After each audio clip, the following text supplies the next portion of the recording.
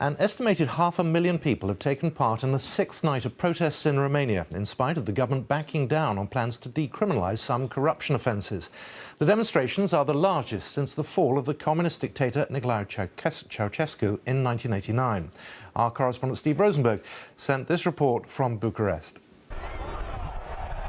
Well, here in the centre of Bucharest, these protesters have got what they wanted. Earlier, Romania's government cancelled its controversial decree that would have shielded some public officials who had abused their office from prosecution.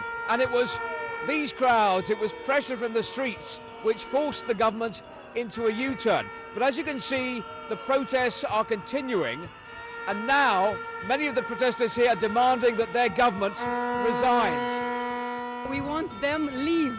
It's not enough just to cancel it. They did something very wrong, and we want them out. You want the government to resign? Yes.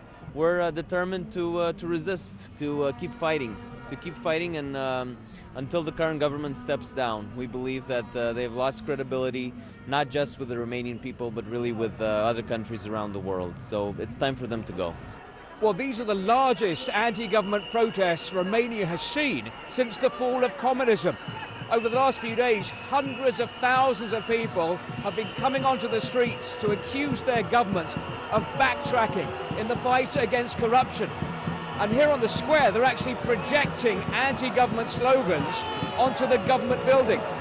Now, the authorities reject the criticism, and supporters of the government accuse judges and prosecutors and investigators of being overzealous in the fight against corruption. But mass protests have forced a retreat. This is a victory for people power. Steve Rosenberg, BBC News, Bucharest.